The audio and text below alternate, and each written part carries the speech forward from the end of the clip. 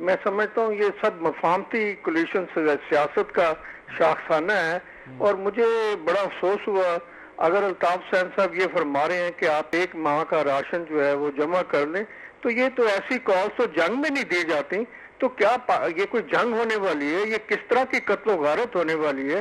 ایسے بیان تو نہیں دینے چاہیے۔ اور میں تو حکومت سے کہوں گا تمام ایسی پبلک سپیچز جو روزانہ ہوتی ہیں اور لائیو پروگرام میں جو کراچی کے سیاستدان آتے ہیں انہیں بین کیا جائے۔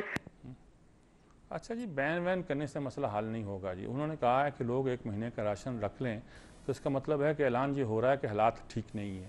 حالات ٹھیک نہ ہونے کی نشانی یہ ہے کہ فیصلے یہ ہو رہے ہیں کہ کراچی کی فضائی نگرانی کی جائے گی اور بھرپور ایکشن کا فیصلہ کر لیا گیا ہے۔ اس سے اندازہ ہوئی ہے کیا صورتحال ہے۔ اگر لوگ گھروں سے نکل نہیں سکیں گے تو کیا حالات ہوں گے جی۔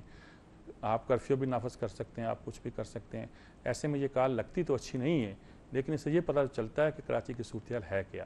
ایک کال اور موجود ہے جی، بات کرتے ہیں جی۔ السلام علیکم جی۔ السلام علیکم جی، مرزا منصور بات کر رہا ہوں جی۔ جی منصور صاحب، باتیں کل میں کرتا رہوں، بات نہیں ہو سکی، بارہ میں سب سے پہلے آپ کو رمضان کی مبارک دے دوں جی جناب، اور ہم دعا گو ہیں کہ اللہ پاک یہ ہر کسی کے لیے خیر کا یہ مہینہ کرے۔ لیکن کراچی والے حالات جو ہیں بس اس میں بڑی پریشانی ہے کہ ان دنوں میں بھی جو ہے انہوں نے، اور کل وہ جنہوں نے موٹر سائیکلیں جلے غریب لوگوں کی، اتنا ظلم، اور وہ جو انہوں نے لوگوں مارے نا ان کے وہ فوٹو نظر آ رہی ہے، تو وہ خدا کے لیے ان سے کہیں کہ ان کی وہ فوٹو سے وہ نکلو ہے نا نادرا سے، اور اسے پوچھے یا کسی عام آدمی کے حوالے کرے، وہ بتائے گا کہ میں کس کا آدمی اور میں کون ہوں۔ ویسے وہ انعاموں کے اعلان کرتے پھر رہے ہیں، وہ کہتے تھے فلاں آدمی کو ہم نے دیکھا ہے، ایف آئی آر کٹی تھی، آپ کو یاد ہوگا کہ اس آدمی نے ہمارے آدمی کو مارا، ہمارے پاس گواہ ہیں، تو پھر یہ پکڑتے ہی نہیں ہیں۔ ٹھیک بات ہے، یہ اصل بات میں گواہ بھی نہیں ملتے جی۔ گواہ دیکھا بھی ہوگا تو مکر جاتے ہیں۔ قتل کے مقدمے کے گواہ تو بہت مشکل ہوتے ہیں نا۔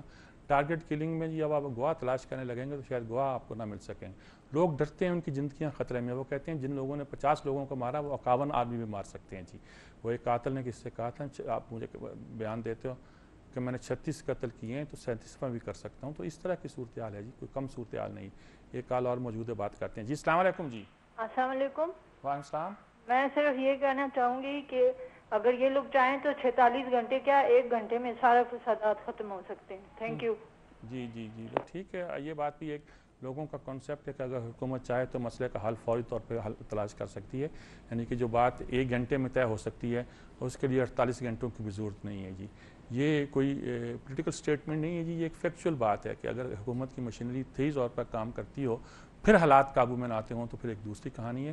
ویسے حالات یہاں تک لانے میں بھی اسی حکومت کا ہاتھ ہے جس میں تینوں سٹیک ہولڈر شامل ہیں جی۔ اسلحے کے اگر ہم بار لگ رہے تھے تو کس کی نظر میں نہیں تھے جی؟ آپ حکمت عملی کے تحت، آپ تدبر کے تحت، آپ مصلحت کے تحت خاموش بیٹھے تھے، تو کون مجرم ہے جی؟